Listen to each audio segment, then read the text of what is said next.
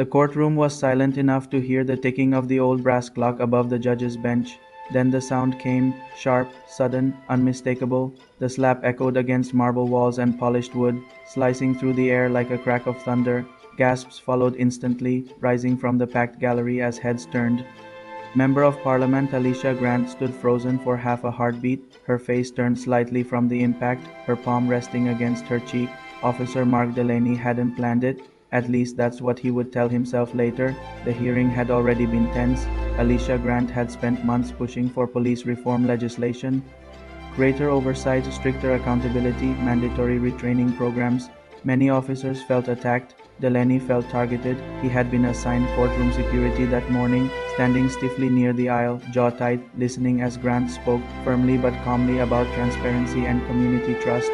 He heard criticism. He heard blame. He didn't hear the years of research, the grieving families, the town halls she had attended.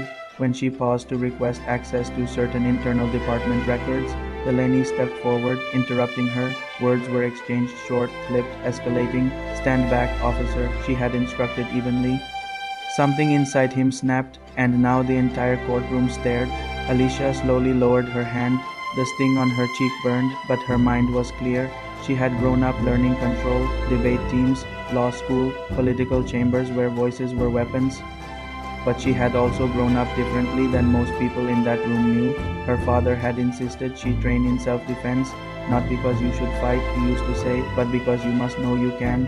Delaney reached for her arm, perhaps to restrain her, perhaps to reassert authority. He wasn't even sure anymore. What happened next unfolded in less than 3 seconds. Alicia pivoted smoothly, her movements precise and economical. She redirected his grip, shifted her weight, and with controlled force sent him backward onto the courtroom floor. He hit hard, air rushed from his lungs. Silence swallowed the room whole. No chaos, no frenzy, just stunned stillness. The judge stood abruptly. The bailiffs rushed forward. Reporters in the back row stared wide-eyed, their pens forgotten mid-sentence. Alicia stepped back immediately, hands raised not in surrender, but in restraint. Her heart pounded, but her voice was steady. "I will not be assaulted in a court of law," she said quietly. Inside, though, emotion churned. She hadn't wanted that moment. She hadn't wanted any of this. She believed in reform, not humiliation. Accountability, not revenge. On the floor, Delaney stared up at the ceiling, shock overtaking anger. He hadn't expected resistance, certainly not competence. And in that humiliating stillness, clarity crept in. He had misjudged her, reduced her to a stereotype he carried unconsciously, a politician talking too much, a woman overstepping. He hadn't seen the discipline in her posture, the calm calculation in her eyes. He had seen only what confirmed his frustration. The judge ordered immediate removal of the officer from the courtroom.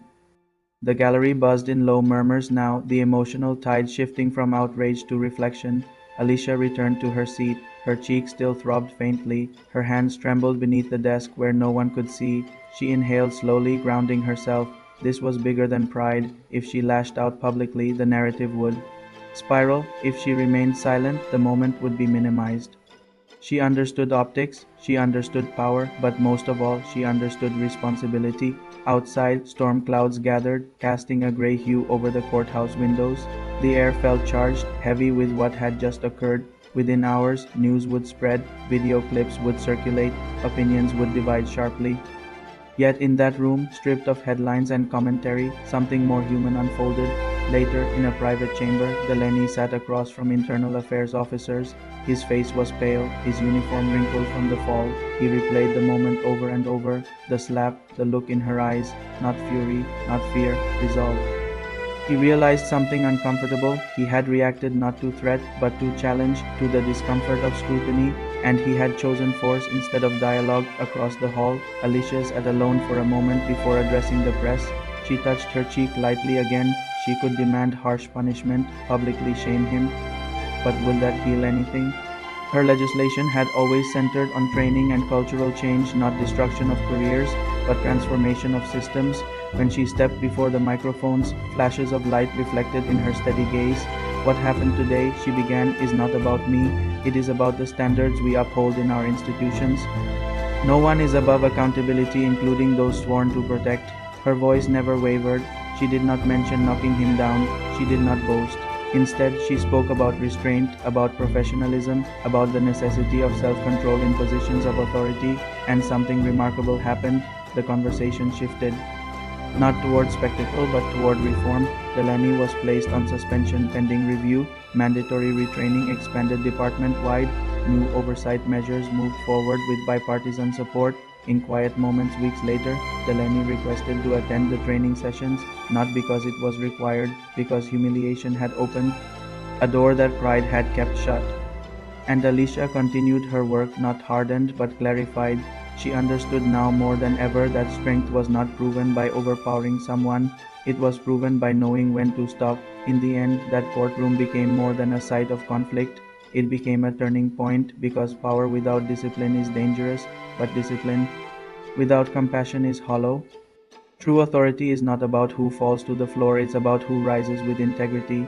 Sometimes justice doesn't shout, it stands steady in the storm and refuses to bend. If this story made you think, share your perspective in the comments and subscribe for more powerful stories that challenge, inspire, and stay with you long after the screen goes dark.